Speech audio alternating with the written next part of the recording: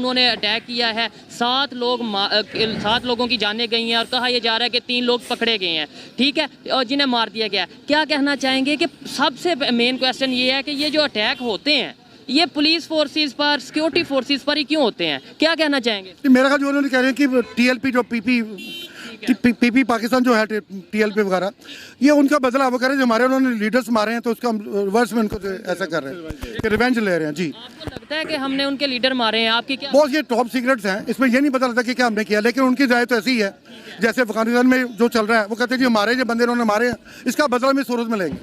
अच्छा, जम्मू एंड कश्मीर की बात करें, वहाँ के एक्स सीनियर पुलिस ऑफिसर हैं, उन्होंने स्टेटमेंट दी है कि जो अटैक हो रहे हैं पाकिस्तान में, ये कराची के अटैक के हवाले से बात की है, ये टिट फॉर टैट है, ये कर्मा है, मतलब जैसा करोगे वैसा। इसमें ये भी हो सकता है कि हमारे साथ सिंसियर ना हो, जो जम्मू कश्मीर वाले उनको शायद ये पता। नमस्कार दोस्तों, स्वागत है हमारे YouTube channel Yugansh reaction TV पर। दोस्तों आज हम फिर से एक नई वीडियो लेके आए हैं। ये वीडियो लिया हमने रियल एंटरटेनमेंट चैनल जो पाकिस्तान का, जिन्होंने कुछ हकीकत दिखाई है कि पाकिस्तानी क्या सोचते हैं इंडिया के बारे में। आइए देखते हैं ये वीडियो।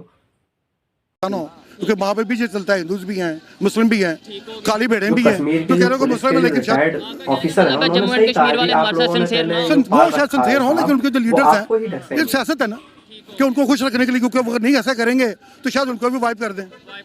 ये कौन करवा रहा है अटैक और दिन ब दिन बढ़ते क्यों जा रहे हैं? इसके पीछे काफ़ी मुहरकात हैं। मेरा ख्याल इसमें इंडिया, इसराइल और अमेरिका शामिल हैं, जो कि पाकिस्तान को तरक्कीब में नहीं देखना चाहते। वो कहते हैं पाकिस्तान अपने पाँव पे ना खड़ा हो। अच्छा, ये तो हम बचपन से सुनते आ रहे हैं कि जो भी पाकिस्तान में इशू होता है सबसे पहले तो उसके पीछे यहूदी होता है, फिर उसके बाद हम कभी अमेरिका और कभी इंडिया, वो हम अपने सिचुएशन पे डिपेंड करता है। एवरीबॉडी नोज वेरी वेल कि इसके पीछे कौन की ताकतें हैं। नहीं, आपने जैसे इंडिया का नाम लिया, मुझे नहीं समझ लगी कैसे इंडिया, मुझे थोड़ा एक्सप्लेन करें कैसे इंडिया होगा इस टाइम जो कंडीशन है। सबसे बड़ा दुश्मन इस वक्त कौन, आपको पता ही है? वो मुझे नहीं पता सर। आपको मैं लिटरली बताऊं ना, मुझे बन रहा है ना, उसके खिलाफ कौन कौन है? ये यूएई पूरा है।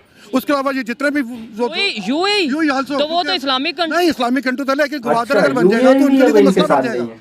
जो चीजें चाइना वहाँ भेजता है, बाय शिप भेजता है, पाकिस्तानी रोजगार के लिए उधर जाते हैं, और आप कह रहे हैं वो हमारे दुबई फ्री पोर्ट है, डू यू नो दैट? पता ही हो सबको, वहाँ पे टैक्सेस नहीं कोई भी। मैं वहाँ रह के आया हूँ, ठीक है ना? तो ये चाहते हैं कि गवादर जो है वो एस्टैब्लिश ना हो, इसके लिए वो पैसा खर्च करते हैं इन पावर्स को, जो हमारे दुश्मन है उनको वो साथ में मिला के यहाँ बेड़ा कर। दुश्मन कौन कौन है यार? सीधा सारी दुनिया को पता होगा कौन कौन है। मोस्टली अफगानिस्तान हमारे दुश्मन है, दुश्मन हो गया।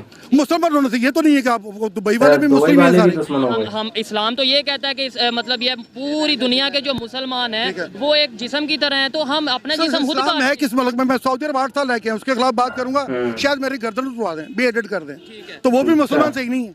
वहाँ सही मुसलमान नहीं है, क्लब्स बन रहे हैं, सिनेमाज खुल गए हैं। मैं वहाँ रह के आया हूँ, मैंने देखा पहले मुसलमान को ये मौलवी पकड़ते थे, अब नमाज पढ़ने क्यों नहीं आए? ये वक्त हो गया टाइम का, अब वो सब खत्म हो गया। दुबई बनता जा रहा है, शराब खाने भी हैं, मस्जिद भी है। आप तो यूँ कि आपने मस्जिद में जाना है या पब में जाना है, तो वो मुसलमान है, हमसे बड़े मुसलमान हैं। अगर वो ये कर रहे हैं तो हम तो फिर सुन्नी इस्लामी मुस्लिम बने हुए हैं।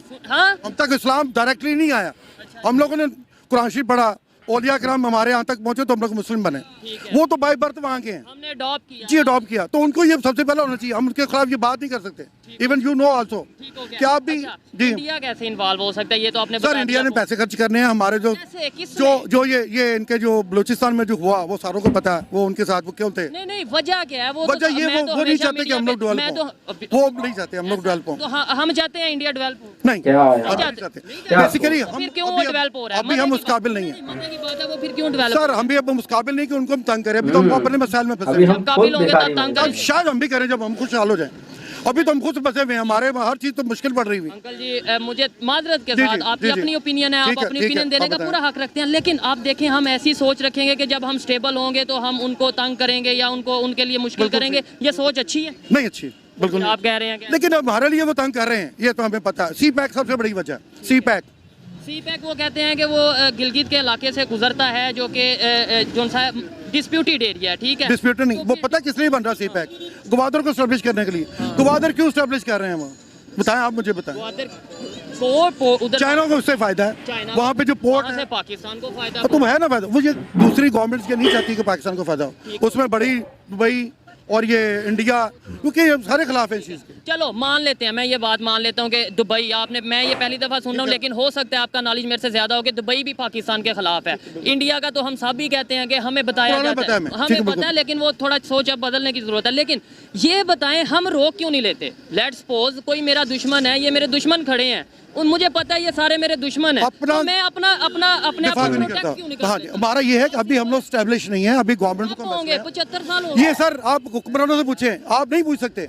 हमारे यहाँ मैं बात करूंगा मौलवियों पे, ये जितने बैठे हुए सारे मौलवी, कितनी जमाते हैं ये इनके खिलाफ क्यों नहीं बोलते?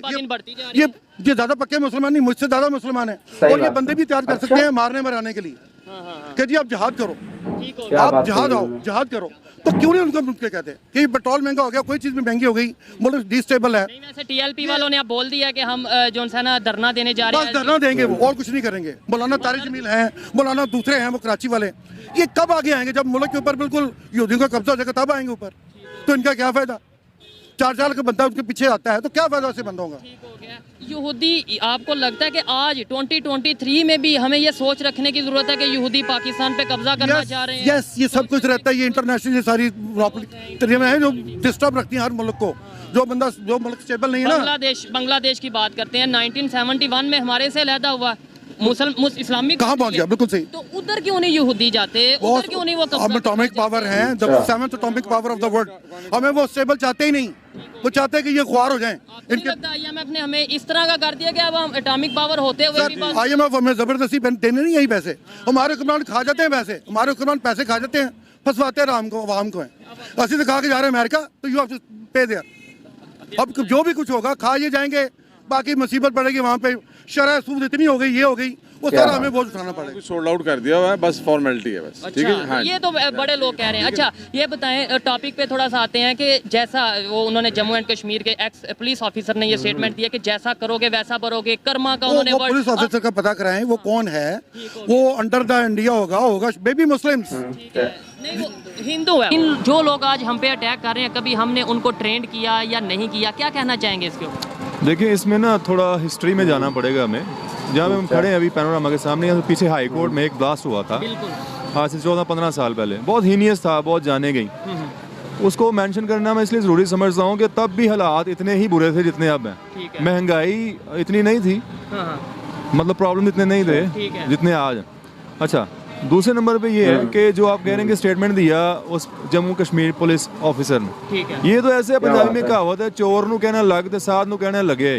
ठीक है, थोड़ा उर्दू में थोड़ा सा मैं एक्सप्लेन करता हूँ। ये है कि जो लोग ये सारा कुछ करवा रहे हैं वो स्टेटमेंट्स भी बाद में खुद दिलवाते हैं। ठीक है, अब पाकिस्तान एक ऐसी स्टेट बन चुका है जिसका वाली वारिस तो हैं, लेकिन यहाँ पे कोई भी कुछ भी करने को फिर रहा है। ठीक हो गया, ठीक है, रूल ऑफ लॉ नहीं है, कोई नहीं है, मतलब लोग उकताए हुए हैं, महंगाई से परेशान है, किसी का ध्यान नहीं है इन मैटर्स में। पॉलिटिकल इंस्टेबिलिटी है, सी पैक आपका दाव पे लगा हुआ है, एवरीथिंग, मतलब कोई भी चीज स्टेबल आपको नजर नहीं आ रही। वो रिलेशन नहीं नजर आ रहे तुर्की के साथ, वैसे वो नहीं। रशिया को आप खो चुके हैं, तुर्की अपनी मुसीबत में पड़ा हुआ है, कौन आपको सपोर्ट कौन करेगा? अब इस सूरत हाल में ये टेस्टर लगाते हैं, ये टेस्टर लगाया उन्होंने कि कितने को जिंदा हैं ये। ठीक है, और जो मकबूजा कश्मीर से स्टेटमेंट आई है वो ऑब्वियसली एक बाइस स्टेटमेंट है, प्लान्ड टॉट स्टेटमेंट। ठीक है, मेरा सवाल है कि कैसे बाइस हो सकती है? लेट्स सपोज आप इस बात से एग्री नहीं करते कि टिट फॉर टैट से आप एग्री नहीं करते, जैसा करोगे वैसा भरोगे? सुने वो आपके सवाल में आपका जवाब है, आपने कहा कि वो पुलिस ऑफिसर हैं, एक्स पुलिस ऑफिसर हैं, लेकिन सर्विस में तो रहे हैं ना। अब जो मकबूजा कश्मीर में पुलिस ऑफिसर होगा, ऑब्वियसली उसको गवर्नमेंट ने लगाया हुआ है, तो वो गवर्नमेंट का बंदा आगे ये कश्मीरियों की बात नहीं ना करेगा, ना पाकिस्तानी करेगा, वो तो सरकार की बात करेगा। पाकिस्तान के लिए, हम पाकिस्तान के लिए बात कर रहे हैं ना, डेफिनेटली पाकिस्तान के लिए और पाकिस्तान की बेहतरी के लिए बात कर रहे हैं। लेकिन देखें, अगर हम बिल्ली को देख के कबूतर की तरह आंखें बंद करेंगे तो शायद मसले हल नहीं होंगे। मुझे ये बताएं, आप एग्री डिसएग्री कर सकते हैं, जवाब देना चाहें, लेकिन ये है कि हमने पास्ट में उन लोगों को ट्रेंड नहीं किया जो आज हमारे लिए मुश्किल बन रहे हैं। ये तो हमारे बड़े बड़े सीनियर पॉलिटिशियन ये बात कर चुके हैं, आप इस पर क्या कहना चाहेंगे?